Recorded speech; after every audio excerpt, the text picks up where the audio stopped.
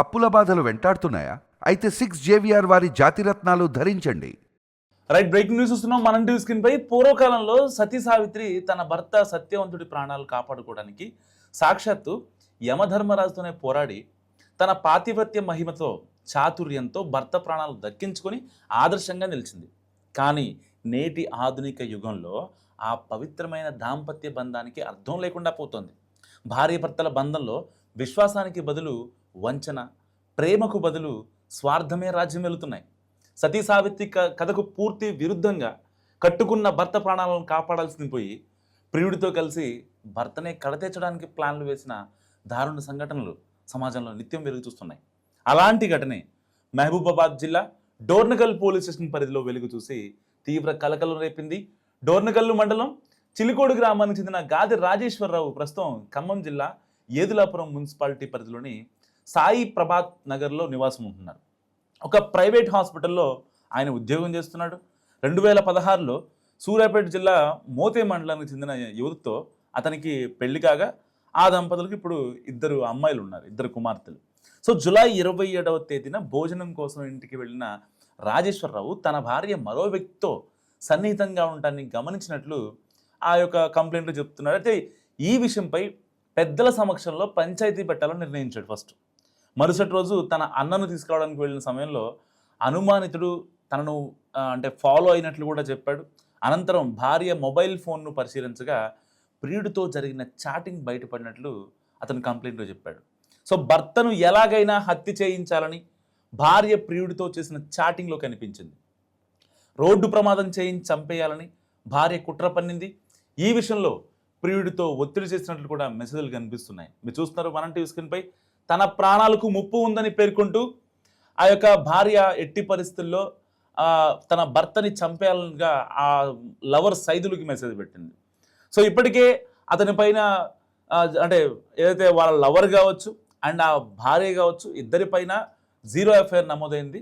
So ఇలాంటి నేపథ్యంలో అక్కడ భర్తల్ని ఎలాగైనా సరే చంపాలి అనుకుంటున్నటువంటి వీళ్ళు ఎవరైనా మహిళామణులు ఎవరైనా వాళ్ళ లవర్లు కావచ్చు, వాళ్ళ భార్యలు కావచ్చు, ఎవరైనా సరే ఎట్టి పరిస్థితుల్లో ఒక డివోర్స్ అనే ఆప్షన్ ఉందని చాలామంది మర్చిపోతున్నారు.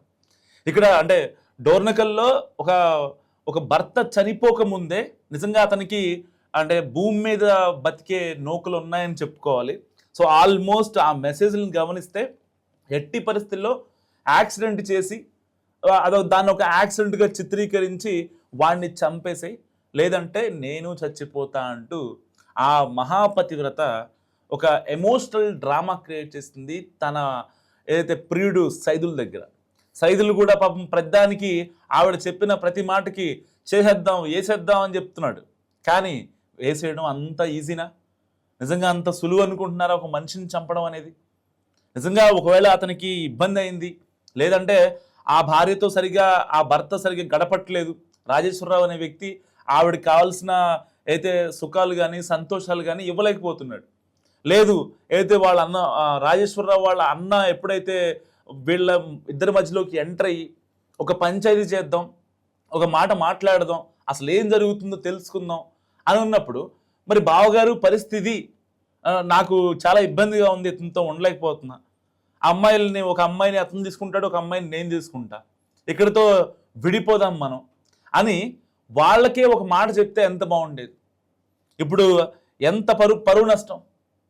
ఆల్రెడీ మీకు ఎఫ్ఐఆర్ ఉందని బయటపడింది. ఇప్పుడు అందరూ మాట్లాడుకుంటున్నారు. ఖమ్మం జిల్లా మొత్తం కోడై కూస్తుంది. తెలుగు రాష్ట్రాల్లోని ప్రజలందరికీ ఈ నయవంచకి ఈ మహాపతివ్రత చేసిన పనేంటో బయటకు వచ్చింది. ఇన్స్టాగ్రామ్లో వాట్సాప్లో ఎలా పడితే అలా మెసేజ్లు పెట్టి లేదు ఎట్టి పరిస్థితుల్లో రాజేశ్వరాన్ని చంపేసాయి అని ఏదో రాజుల దగ్గర ఉండే రాణులు హుకుం జారీ చేస్తారు కదా, అలాంటి హుకుం జారీ చేసింది ఈ నయవంచకి. మరి ఇలాంటి వాళ్ళు నిజంగా ఏం చేయాలి? ఇప్పుడు రావా మహిళా సంఘాలు? చాలామంది మహిళా సంఘాలు మాట్లాడతారు కదా, ఒక మహిళకి ఇబ్బంది జరిగిందని చెప్తే, లేకపోతే ఇంకొక మహిళకి ఏదో ఎవరో కడుపు తీసి వదిలేశారనో, అబార్షన్ చేయించారనో, ఇలాంటివి అప్పుడు మాట్లాడే మహిళా సంఘాలు ఇప్పుడు ఎందుకు రావని చెప్పి అక్కడ ఖమ్మం జిల్లా మొత్తం వాళ్ళంతా మాట్లాడుకుంటున్న పరిస్థితి. ఆల్మోస్ట్ అయితే ఈ ఇన్సిడెంట్ జరిగిన తర్వాత ఈవెన్ అక్కడ ఉన్నటువంటి ఏదైతే రాజేశ్వరరావు కాస్త అంటే కొంచెం గ్యాప్ ఉంటే అతను నిజంగా చనిపోయేవాడే. సో అతనికి భూమి మీద నోకలు ఉన్నాయి కాబట్టి బతికి బట్టగడటని చెప్పుకోవచ్చు. సో ఆ వ్యక్తి పోలీస్ స్టేషన్కి వెళ్ళడానికి ముందు వీళ్ళ ఆవిడ ఎవరైతే ఉన్నారో ఇతని మర్డర్కి ప్లాన్ చేసిన ఆ భార్య ఎవరైతే ఉన్నారో సో ఆవిడ డ్వాక్రా గ్రూపుల్లో ఉన్నారట. సో ఆ డ్వాక్రా గ్రూపుల్లో ఉంటే వాళ్ళకి సంబంధించిన మహిళా సంఘాలకి ఫస్ట్ చెప్దాం అనుకున్నారు.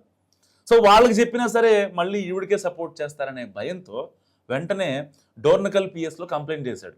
సో డోర్నకల్ పిఎస్లో కంప్లైంట్ చేసిన తర్వాత 0 ఎఫ్ఐఆర్ నమోదు చేసిన పోలీసులు అసలు మ్యాటర్ ఏంటని చెప్పి ముగ్గురిని పిలిపించారు.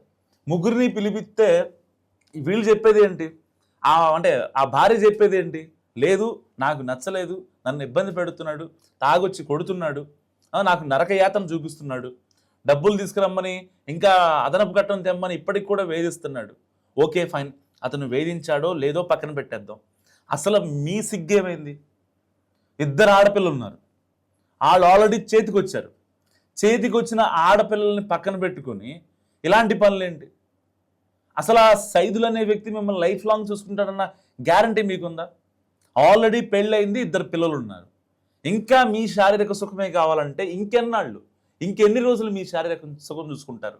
మీ యొక్క హెల్త్, మీ యొక్క వెల్త్ చూస్తున్నారు కదా.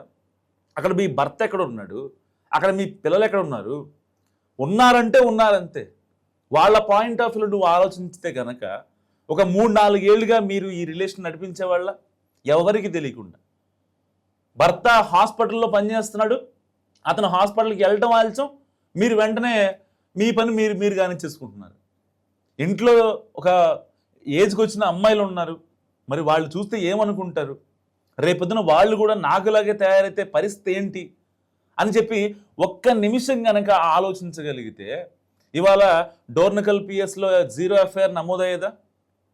సరే, అంటే వీళ్ళకేదో మరణశిక్షలు విధిస్తారు, వీళ్ళని లైఫ్ లాంగ్ జైల్లో వేస్తారు, యావజ్జీవ కారాగార శిక్ష వేస్తారు, లేదంటే ఇలాంటివి కాదు. సరే, అక్కడ ఎలాంటి క్రైమ్ జరగలేదు, క్రైమ్ జరగడానికి స్కోప్ ఉంది, ప్లాన్ అయితే జరిగింది కాబట్టి సో 0 ఎఫ్ఐఆర్ నమోదు చేశారు.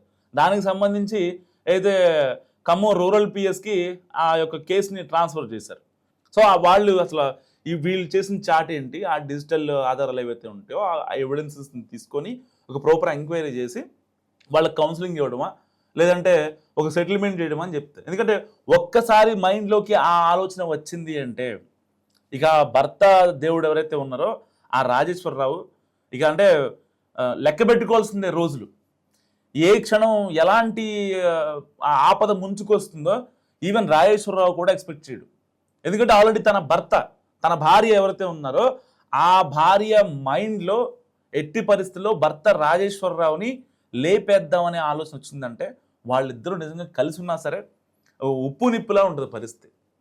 సో ఇలాంటి నేపథ్యంలో అసలు ఎందుకు చేశారని చెప్పి భర్త ఆ అమ్మాయి వాళ్ళ లవర్ ఉన్నారు కదా ఆ సైదులను అడిగితే పోలీసులు మాట్లాడితే తమదైన స్టైల్లో లేదు, ఆ అమ్మాయి చాలా ఇబ్బంది పడుతుంది, ఒక బాయ్ ఫ్రెండ్గా నేను తట్టుకోలేకపోయాను, దానికోసం నేను ఎంతకైనా వెళ్ళిపోతా, నేను పెళ్ళేం చేసుకుంటాను. అప్పుడు పోలీసులు అడిగారు, మీకు ఆల్రెడీ 2 పిల్లలు ఉన్నారు కదమ్మా, మరి మీరు ఎట్లా పెళ్లి చేసుకుందాం అనుకుంటున్నారంటే ఏముంది సార్, చాలామంది చేసుకుంటున్నారు కదా 2వ పెళ్ళి, నేను కూడా చేసుకుంటానని చాలా సింపుల్గా చెప్పేసింది. ఇది మన సంస్కృతి, మన విలువలు, మన సాంప్రదాయాలు ఇలా ఏడ్చాయన్నమాట. అంటే ఒక మహిళ రోడ్డు మీదకి వచ్చి నేను తప్పు చేస్తానంటే దాన్ని యాక్సెప్ట్ చేయొచ్చు ఎవరైనా. చంపేస్తానంటే కనుక మళ్ళీ ఏం మాట్లాడొద్దు వీళ్ళు. ఆల్రెడీ నేను చంపేస్తాను సార్, నన్ను భయపెట్టింది ఆ భర్తను చంపడానికి లవర్ సైదులతో కలిసి చాలా దారుణంగా ప్లాన్లు వేసింది. ఎప్పుడైతే ఇతను డోర్నకల్ నుంచి ఖమ్మం హాస్పిటల్కి ఆ బైక్ మీద వెళ్తూ ఉంటాడో ఆ టైంలో కూడా వెనకాల ఎవరు ఫాలో అయ్యేవారట. వెనకాల ఎవరు అంటే ఎక్కడ దాకా వెళ్తున్నాడు ఏంటి, ఎక్కడ ఆగుతున్నాడు అని ఒక రెక్కి నిర్వహించుకునేవాళ్ళంట. అంటే ఆల్మోస్ట్ కొంచెం కనుక లేట్ అయితే నిజంగా చచ్చిపోయాడు. ఆ భర్తకి భూమి మీద బతికే ఇది ఉంది కాబట్టి సో వెంటనే మరి ఏ దేవుడు ఏం మాయో తెలీదు. సో ఆవిడ వాట్సాప్ చాట్లు, ఆవిడ ఇన్స్టాగ్రామ్ చాట్లు ఇవన్నీ చూసిన తర్వాత మనోడు రియలైజ్ అయింది ఏంటంటే వెంటనే ఎవరికి కాదు, ఇక పంచాయతీలు అంతా కుదరదు, సో మనం ముందైతే వెళ్ళి పోలీస్ కంప్లైంట్ ఇచ్చేద్దామని చెప్పి ఇచ్చాడు. మరి ఇలాంటి నేపథ్యంలో వీళ్ళు చేసే పనులు కరెక్టా?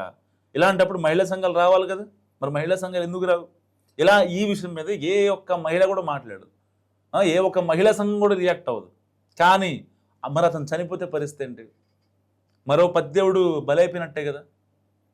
సో ఏదేమైనప్పటికీ అంటే మహిళల మైండ్ సెట్లు అనేవి ఎవరైతే ఆంటీలుగా ఉంటారో, అంటే ఆ వర్డ్ యూజ్ చేయొచ్చో లేదో నాకు తెలియదు, బట్ ఎవరైతే పెళ్ళయి ఇద్దరు పిల్లలు ఉండి ఆంటీలుగా ఉండి ఇంట్లో చక్కదిద్దుకుంటారో ఇంట్లో సంసారాన్ని, వాళ్ళ ఇంట్లో పిల్లల్ని చూసుకునైనా సరే వాళ్ళు మారాల్సిన అవసరం ఎంతైనా ఉంది. ఇప్పటికీ కూడా వాళ్ళ శారీరకంగా సుఖం చూసుకుంటే నిజంగా అంటే ఓన్లీ కేవలం మీ శారీరక సుఖం వల్ల మీ ఎంటైర్ ఫ్యామిలీ చిన్న భిన్నం అయిపోద్ది. భర్తకి భార్యకి మధ్యలో శుతిమతులు ఉండవు, పిల్లలకి తల్లికి మధ్యలో శుతిమతులు ఉండవు, పిల్లలకి తండ్రికి మధ్యలో శుతిమతి ఉండదు, మంచి చెడులు చెప్పుకోలేరు. మీరు చేసే ఒక్క చిన్న తప్పు మీ ఫ్యామిలీని ఎలా అంటే రోడ్డు వైపు ఉన్నటువంటి ఆ విస్తరాకుని ఎలా చేస్తాయి కుక్కలు, అంత దారుణంగా మీ యొక్క జీవితం మీ ఫ్యామిలీ పని అయిపోద్ది. సో ఈ ఇన్సిడెంట్ గురించి మీరేమనుకుంటున్నారు మస్తు కామెంట్ చేయండి. నా పేరు రాజేశ్వరరావు, గ్రామం చిలుకోడు, మండలం డోర్నకల్, జిల్లా వరంగల్, మైబాద్. ఇట్లా నేను ప్రైవేట్ హాస్పిటల్లో పనిచేస్తున్నాను. నా భార్య ఇట్లా నన్ను ఈ చాటింగ్ ద్వారా ఇట్లా నన్ను చంపడానికి ప్రయత్నించింది. నా భార్య భవాని మా పురిమెట్ల సైదులని చంపడానికి నన్ను ప్రయత్నించింది. అదే నేను తెలుసుకొని నన్ను నా పిల్లల్ని కాపాడాల్సిందిగా స్టేషన్లో ఫిర్యాదు ఇచ్చాను. ఎఫ్ఐఆర్ కూడా నమోదైంది, ఖమ్మం ట్రాన్స్ఫర్ అయింది. ఇదే నన్ను న్యాయం చేయాల్సిందిగా కోరుకుంటున్నాను.